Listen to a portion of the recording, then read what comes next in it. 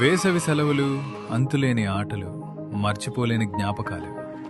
కానీ ఈ సందడి వెనుక మనం గమనించని ఒక నిశ్శబ్ద మృత్యువు పొంచి ఉంది.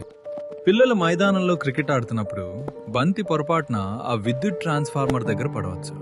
ఆ బంతిని తెచ్చే తొందరలో ఆ చిన్నారి చేతులు లైవ్ వైర్లను తాకవచ్చు.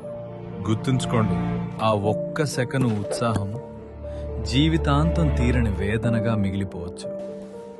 ఇక డాబాలపైన గాలిపటాలు ఎగిరేసేటప్పుడు దారం కరెంటు తీగలకు చిక్కుకోవచ్చు. ఆ గాలిపటాన్ని తీయడానికి పిల్లలు పొరపాటున ఇనుప చువ్వలను గాని తడి కర్రలను గాని వాడితే ఆ తీగల్లో ప్రవహించే వేల వోల్టుల విద్యుత్తు వారి ప్రాణాలను నిలువునా హరిస్తుంది. విద్యుత్తు ఎప్పుడు రెండో అవకాశం ఇవ్వదు. దాగుడు మూతలు ఆడుతూ పిల్లలు నిర్మానుష్యంగా ఉన్న బిల్డింగుల్లోకి వెళ్తుంటారు. అక్కడ నేల మీద తెగిపడిన కరెంటు వైర్లు ఉండొచ్చు.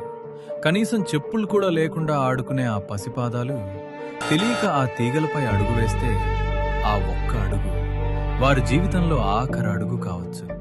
పిల్లలకు భయం తెలియదు, కానీ మనకు బాధ్యత తెలుసు. విద్యుత్తు శక్తివంతమైనది, దాన్ని గౌరవించండి. మీ పిల్లలకి ఈ ప్రమాదాల గురించి ఈ రోజే వివరించండి. ముందు జాగ్రత్తే మన ప్రాణాలకు రక్ష. సురక్షితంగా ఉండండి, మీ కుటుంబాన్ని కాపాడుకోండి. ప్రజా ప్రయోజనార్థం ఏపీఎస్పీడీసీఎల్ వారిచే జారీ చేయబడింది.